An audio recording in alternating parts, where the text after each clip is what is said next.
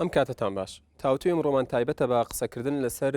ڕەوشی ڕۆژنامەنووسانی کوردستان و ئەرکەکانی سندیکای ڕۆژنامەنووسانی کوردستان بەرامبەر ڕۆژنامەنووسان و داکۆکیکردن لە مافەکانیان. هاوکات هەوڵ دەدەین تیش بخەینە سەر کۆنگرەی سێهەمی سندیکای ڕۆژنامەنووسانی کوردستان و ئەو گۆڕانکاریانەی کە کۆنگرەی سێم بەدوای خۆیدا دەیهێنێت. بۆ قسەکردن لەسەر تاوتوی ئەمڕۆمان لە شاری هەولێرەوە میوانداری حامید محەممەد سکرتێری سندیکای ڕۆژنامەنووسانی کوردستانمان میوانداری کردووە. کاک حامید ئەم کاتت باش و بەخێر بیت. سندیکای ڕۆژنامەنووسانی کوردستان تا چەند توانیوێتی پیشەیی بوون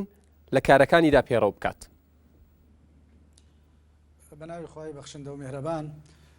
لە ڕاستیدا سندیکای ڕۆژنامەنووسانی کوردستان کە لە ساڵی 1970ەوە دامەزراوە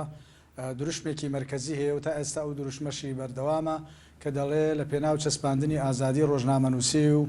داکۆکیکردن لە ماف و گوزەرانی ڕۆژنامەنووسان. لە ڕاستیە ئەگەر بێت و ئێمە تەقیمێک بۆ کاری سندیکای ڕۆژنامەنووسانی کوردستان بکەین لە ماوەی ئەو 13 ساڵەدا، ئەبێ بێن پێداچوونەوە بە دەستکەوتەکانی سندیکا بکەین بۆ ڕۆژنامەنووسان، هەر لە داکۆکیکردن لە ئازادی ڕۆژنامەنووسی کە وەسائق و دیکۆمنتەکان و راپۆرتەکانی سندیکا دەسەلمێنێ تا ئەوەی کە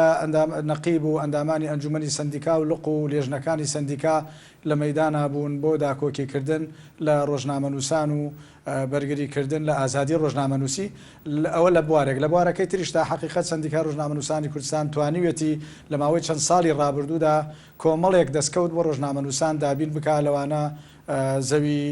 نیشتە جێبوون بۆ ڕۆژنامەنووسان، کورسی خوێندن لە بەشەکانی ڕاگەاندن، هەروەها بە پێی بڕگەی دوو لە مادەی 19 یاسای سندیکا ڕۆژنامەنووسانی کوردستان کە هەر خۆی ئەو یاسایش وەکو یاسای ڕۆژنامەگوێری بەرهەمی سندیکای ڕۆژنامەنووسانی کوردستانە، ڕۆژنامەنووس هەر کاتێکدا بمەزرێ لە دەستگایەکی حکومی هەموو خزمەتی ڕۆژنامەنووسی لە ماوەی ساڵانی پێشوە بۆ حسێب دەکرێت کە تا ئێستا دەتوانم بڵێم نزیکەی 1000 ڕۆژنامەنووس سودمەند بوون لەو بڕگەیە و چێ بۆ تەرفیعبوون و بەرزبوونەوەی پلەی وەزیفیان، چ بۆ حساببوونی خزمەتیان بۆ بواری خانەنشینی و ئەوانە هەموو ئەمانە دەستکەوت بوون جگە لە یارمەتیدانی ڕۆژنامەنووسان کە سەدان ملیۆن یارمەتی ئەو ڕۆژنامەنووسانە درراوە کە تووشی حادیسە بوون، تووشی نەخۆشی بوون، ئەوانە بوون. و لە هەمان کاتە تەمەن یاسای سندیکا ڕۆژنامەنووسانی کوردستان یاسایەکە بۆ تێکرای هەم ئەو ڕۆژنامەنووسانەی کە ئەبنە ئەندام لەو سندیکایە کۆمەڵێک حقوق و امتیازاتیان هەیە و لە هەمان کاتە کۆمەڵێک ئیلتیزامات و ئەرکیشان هەیە. ڕاستە ممکنە قسەیەک هەبێت کە سندیکای ڕۆژنامەنووسان پێکهاتەکەی ئۆرگانەکانی خەڵکانێکی حیزبین، بەڵام لە ڕاستیە سندیکای ڕۆژنامەنووسان بە ئاراستەیەکی میهەنی پیشەی ئیشی کردووە و ئەگەر تەماشای ئەو دەستکەوتانەش بکەیت تەنها حیزبیەکان سودمەند نەبوون لێ بەڵکو خەڵکانێکی زۆر جگە لەوەی کە حیزب و لایەنە جیاجیەکان ڕۆژنامەنووسانیان سودمەند بوون، خەڵکی تریش لە دەرەوەی ئەو حیزبانە سودمەند بوون لەو دەستکەوتانەی سندیکا. بەڵێ کاک حامید، بە قسەکردن لەسەر ئەرکەکانی سندیکا لە ماوەی ڕابردوودا بینیمان کە سندیکا ڕۆژنامەنووسانی کوردستان لە جیاتی حکوومەت وەڵامی راپۆرتێکی بڵین هیومان ڕایتس وۆچیایەوە بڵین ڕێکخراوی چاودێری مافەکانی مرۆڤ. ئایا چی وای لە ئێوە کرد کە گومان لە میزداقیەتی راپۆرتێکی ڕێکخراوێکی لەو جۆرە بکەن کە وڵاتانی زلهێزی جیهانیش ملکەچن لە ئاستی راپۆرتەکانیدا؟ لە ڕاستیە سەبارەت بەو راپۆرتەی هیومان ڕایتس وۆچ کە لە کۆتاییەکانی وابزانم مانگی 6 بوو بڵاوی کردەوە تەمان دەربارەی پێشێلکاریەکانی مافی مرۆڤ و هەروەها لە ناویشیاندا و پێشێلکاریانەی کە دەرحەق بە ئازادی ڕۆژنامەنووسی و مافی ڕۆژنامەنووسان کراوە. من لێت ناشارمەوە کە لە ناو سندیکای ڕۆژنامەنووسانە دوو ڕای جیاواز هەبوو کە ڕایەکیان پێی وابوو سندیکا پێویستە ڕوونکردنەوەیەک بدا لەسەر ئەو راپۆرتەی هیومان ڕایتس لەبەر چەند هۆکارێک. یەکەمیان ئەوەیە کە ئەو راپۆرتە بە هیچ شێوەیەک پشتی نەبەستەوە بە راپۆرتەکانی سندیکای ڕۆژنامەنووسانی کوردستان، لێژنەی داکۆکی کە هەر 6 مانگ جارێک راپۆرتێکی دەرکردووە و بە وردی تێکرای پێشێلکاریەکانی ئازادی ڕۆژنامەنووسی لە کوردستانە تۆمار کردو و بڵاو کردوتەوە کە لە یەکی حوتا تەمەن راپۆرتی حوتەمی 6 مانگیش بڵاو ئەکرێتەوە. و لە هەمان کاتە لە دوای هەفتەی شوباتەوە تا پێشی تقریبان 2-3 هەفتە سێ راپۆرتی تایبەتی مانگانەی دەرکردووە دەربارەی تێکرای ئەو پێشێلکاریانەی دەرحەق ڕۆژنامەنووسان و ئازادی ڕۆژنامەنووسی کراوە. یەکێک لە مبەررەکانی برادرانی لێژنەی داکۆکی ئەوە بوو کە هیومان ڕایتس وۆچ ئەبوایە پشتی بە راپۆرتەکەی ئەوان بەستایەوە ئاماژەی بۆ بکردا. یەکێکی تر لە مبەررەکانیان بۆ دەرکردنی ئەو ڕوونکردنەوە ئەوە بوو کە هیومان ڕایتس وۆچ ناحەقی کردووە تەشبیهی ئەزموونی هەرێمی کوردستانی کردووە بە حکوومەتی پێشووی عێراق کە پێشێلکاری دەربارەی مافی مرۆڤ و ئازادی ڕۆژنامەنووسی کردووە. بەڵام لە هەمان کاتا من وەکو سکرتێری سندیکا و پێشتری ڕوونکردنەوەی خۆمدا لەگەڵ ئەوە نەبووم کە سندیکا بە حقیقت هیچ ڕوونکردنەوەیەک و هیچ بەرچەکردارێکی هەبێ بەرامبەر ئەو راپۆرتە، چونکە جگە لەوەی کە هیومان رایتس وۆچ ڕێکخراوێکی جیهانیە خاوەن مصداقیەتی خۆیە و پێشتر هەڵوێستی زۆر ئیجابی هەبووە بەرامبەر بە پێشێلکاریەکانی مافی مرۆڤ لە کوردستانە لە عێراقا. لە هەمان کاتە ئەوەی کە ئەوان باسی کردووە باسییان کردو ئەگەر لە سەتاسەتیش ڕاست نابێ ڕێژەیەکی زۆری ڕاستە و ئەو پێشێلکاریانە ئێمە وەکو سندیکای لە ڕێگەی لێژنەی داکۆکیەوە بەشێکی زۆر لەو ینی هەموو ئەو پێشێلکاریانەی کە کراوە بڵاومان کردەوە بڵاومان کردوێتەوە و وەکو بڵێ بە یاداش داومانەتە سەرۆکایەتی هەرێم و پەرلەمان و حکوومەتی هەرێم و هەموو جارێکیش نیگەرانی و گازاندەمان هەبووە لە حکوومەت کە وەڵامی نەبووە بۆ ئەوانە. بۆیە بە بۆچوونی شخصی من و هەندێک لە برادرانیش نەبووایە ئەو ڕوونکردنەوە هەبێ، چونکە ئەوە ئەسڵەن میزداقیەتی راپۆرتەکانی خۆمانە خاتە ژێر پرسیار. بەڵێ کاک حەمید هەمیشە بمبورە هەمیشە ئێوە ڕەتی دەکەنەوە کە سندیکاکە ئێوە سندیکایەکی حزبی بێت، بەڵام دەوترێت کە ئەو وەڵامە لە ژێر فشاری حزبیدا نووسراوەتەوە و دراوەتەوە. والله من بقناعتي خۆم ئەگەر برادرانی سندیکا ئەویان نەنووسە هیچ کاتێک وشاری حزبی نەیدەتوانی پێ بنووسن، بەڵکو ئەوە وەکو وتم دوو ڕای جیاواز هەبوو. قەناعەتی هەندێک لە برادران بووە بە تایبەتی لێژنەی داکۆکی پێیان وا بووە کە ئەوان مەغدورن ئەبوایە ئاماژە بە راپۆرتەکانیان بکرێ و راپۆرتەکەی هیومان رایتس وۆچ بە تایبەتی ئەو خاڵی کە باسی ئەوەی کردووە تەشبیهکردنی وەکو وتم ڕەوشی هەرێم یا مووقفی ینی حکوومەتی هەرێم بە حکوومەتی پێشووی عێراق لەوە مەسەلەن ئەوان بۆ چوونیان وا بۆ ئەگینا من بە تەسەوری خۆم هیچ کاتێک حیزب ناتوانێت ئەو گشارە بخاتە سەر سندیکای ڕۆژنامەنووسان بۆ ئەوەی ڕوونکردنەوەیەکیان بەیاننامەیەک دەربکا بۆ ئاراستەیە. یعنی بەڵام قەناعەت بووە لەوانەیە ئەوان برادران ممکنە مەسەلەی ئینتیما کاریگەری بوو بێ، بەڵام لەگەڵەوەشتا دوو ڕای جیاواز هەبوو و هەردوو لا تەفەهومی ڕای یەکتریشمان کرد کە ئەوە دوو بۆچوونی جیاوازە و من بە ڕێی شخصی خۆم کە ئەو ڕوونکردنەوەیە تەسیری لە میزداقیەتی سندیکا هەبوو. بەڵێ کاک حەمید سندیکاکەی ئێوە تا چەند توانیوێتی فشار و کاریگەری لەسەر ئەو لایەنانە دانێت کە پێشێلکاری بەرامبەر بە ڕۆژنامەنووسان ئەنجام دەدەن؟ ئەگەر وایە و ئێوە کاریگەریتان بمبورە، ئەگەر ئێوە فشارتان دروست کرد ئەگەر بکرێ بە نمونەیەک بۆ ماڵون بکەیتەوە. بەڵێ ئێمە لە ڕاستیە سندیکایەکی پیشەین، ڕێکخراوێکی مەدەنین، خۆتانەزانن ناحکومی، دیارە ڕێکخراوێکی ناحکومی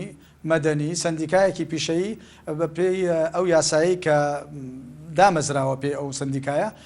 با بڵێن سەلاحیات و کار و ئەرکەکانی دیاری کراوە. یعنی سندیکایەکی پیشەیی ڕێکخراوێکی ناحکومی مەدەنی ئەبێ گوشارەکانی بریتی بێ لە چی؟ حتمما گوشارەکانی بریتە لەوەی کە راپۆرت دەرەکە ناڕزایی خۆی دەرەبڕێ بەرامبەر ئەو پێشێلکاریانەی کە دەرحەق بە ئازادی ڕۆژنامەنووسی دەکرێ و ئەو ئاستەنگانەی بۆ ڕۆژنامەنووسان دروستەکرێ کە راپۆرتەکانی کردووە. وەکوتم 6 راپۆرتی لە ماوەی 3 ساڵی راپردووە کردووە، جگە لەو 3 راپۆرتە تایبەتەی کە لە ماوەی ئەو قەیرانەی دوایی پاش هەفتەی شوباتەوە ڕویان داوە و راپۆرتی حوتەمیش بەڕێوەیە و راپۆرتەکان زۆر وردن و ئەگەر تەماشایشی بکەیت لە 1970 راپۆرتەکان بەرۆکی دەسەڵاتی حکوومەتی هەرێم و دەستگاکانی ئەمن و ئاسایشی حکوومەتی هەرێم ئەگرێتەوە کە باسی پێشێلکاریەکانە دەرحەق بە ڕۆژنامەنووسان کراوە. ئیتر ئەو ڕۆژنامەنووسانە سەر بە هەر حیزب و لایەن و کەناڵێک بن بەڕاستی هەمووی تێدایە ئەگەر جەنابتان تەماشای بکەن. ئەمە لەلایەک لەلایەکی تر ئێمە بە یاداشت یعنی چەندین جاری یاداشتمان داوەتە وەکو وتم ئاماژەم پێدا سەرۆکایەتیەکانی کوردستان و بەڕاستی وەزارەتی ناوخۆ و نیگەرانی خۆمان دەربڕیەوە و داوامان کردووە کە وەڵامیان هەبێ و بە دوواداچوون بکەن بۆ ئەو پێشێلکاریانە، چونکە بەڕاستی ئەمە پێشێلکاری یاسایە ناکرێ پەرلەمانی کوردستان یاسا دەربکە و بەڕێز سەرۆکی هەرێم ئیمزای لەسەر بکە و دوای دام و دەستگاکانی هەمان حکوومەت و هەمان دەسەڵات خۆی بێ پێشێلکاری بکە. ئێمە ئەممان وتووە و پێشمان ڕاگەیاندون وەکو دڵسۆزی خۆمان بۆ ئەو ئەزمونە کە بەڕاستی ئەمە زیان بە سومعەت و بە ناوبانگی ئەزمموی خەڵکی کوردستان ئەگەیەنێ، چونکە ئەمە لە میزداقیەتی ئەم ئەزمونە سەبارەت بە چەسپاندنی ئازادی بیرروڕا مەسلەی مافی مرۆڤ بنەماکانی دیموکراسیت ئەگەێنێ. ئەوەندەی پێمان کراوە هەموو ئەوانەمان کردووە یاداشتمان داوە. ڕوبەڕووی دادگا بۆتەوە ئێمە ئامادەیمان هەبووە و پارێزەرمان بۆ گرتووە. بۆ نمونە لە چەند هەفتەی پێشوا وەکو جەنابتان ئاگادارن کاک ئەحمەد میرە سەرنووسەری لڤین لە ئەنجامی ئەوەی کە داوای لێکرابوو بێتە بەردەم دادگای تحقیق لە هەولێر پەیوەندی بە ئێمەوە کرد. من لەگەڵ نەقیبی ڕۆژنامەنووسانە لە خلالی شارەک سەعاتی ئامادە بووین و بەڵام بەداخەوە تا ئێمە گەیشت بووینە ئەو دادوەرە بەڕێزە یعنی بڕیارێکی دابوو کە پێچەوانەی یاسای ڕۆژنامەگەری بوو و ئێمە بەڕاستی نیگەرانیمان دەربڕی و ناڕزایی خۆمانیش پێوتن و لە هەمان کاتای مەسەردانیشمان کرد لە زیندان و تەوسێمان کرد کە ئەوە بکرێ ینی هەموو جهودێکمان سەرف کرد بەڵام نابێت لە بیرتان بچێت کە سندیکایەکی میهنی مەدەنی ڕێکخراوێکی مەدەنی ئایا لەوە زیاتر ئەبێت چی پێ بکرێت ئێمە احتیسامیشمان کردووە چەندین جار لە یادی ڕۆژی جیهانی ئازادی ڕۆژنامەنووسیە ئێمە هەر ئەم ساڵ لە 5 دیسان هەڵوەستەیەکمان کرد لە بەردەم بارەگاکانی سندیکا لە هەولێر بە تایبەتی نزیکەی 40 کەس کۆ بووینەوە ناڕزایی خۆمان دەربڕی حتا وتمان ئێمە لەو یادەدا هیچ ئاهەنگێک ناگەڕین چونکە دەستدرێژی کراوەتە سەر ڕۆژنامەنووسان و پێشێلکاری ئازادی ڕۆژنامەنووسی کراوە لە ڕاستیدا جگە لە یاداشت و لەوەی کە ئێمە محامی بگرین بۆ ڕۆژنامەنووسان و داکۆکیان لێ بکەین و چەندین جار ئێمە حزورمان هەبووە لە دادگاکان چ لە سلێمانی چ لە زاخۆ لە دۆک و لە هەولێریش بۆ داکۆکیکردن لە ڕۆژنامەنووسان بەڵام ئەگەر حکوومەت وەڵامی نەبێکە ئەوە جێی نیگەرانی ئێمەیە و ئێمە هەموو جارش دیسان لەو راپۆرتی لەو یادداشتانەی بمبورە بڵێ لەو یادداشتانەی ئاراسەی سێسەرۆکایەتەکە وەزارەتی ناوخۆتان کردووەکو نەقیبی سندیکاش لە چەند چاوپێکەوتنێکدا ئاماژەی پێداوە گەر وەڵام نەدراونەتەوە ئێوە بۆچی بۆ ڕایگشتی ئێمەتان ڕوون نەکردوێتەوە ئێمە ڕوونمان کردوێتەوە ئەگەر جەنابەت تەماشای راپۆرتی شەشەم بکەیت تێدا هەیە ئەگەر تەماشای راپۆرتی سێەمی ئەو دوایە بکەیت کە باسی پێشێلکاریەکانە کە لە کاتی قەیرانەکانی ئەم دوایە لە هەمووی ئاماژەمان کردووە کە ئێمە نیگەرانین بەداخەوە تا ئێستا دامودەستگاکانی حکوومەت هیچ بەدواداچوونێکیان بۆ ئەو پێشێلکاریانە نەکردووە و هیچ وەڵامێکی فەرمی سندیکاشیان نەداوەتەوە هەمووی مەوجودە ئەگەر جەنابەت بچیتە سەر راپۆرتەکانی لێژنەی داکۆکی لە ئازادی ڕۆژنامەنووسی ئێمە وتومانە بەڕاستی کاک حەمید بڕیارە لە کۆتایی ئەم مانگەدا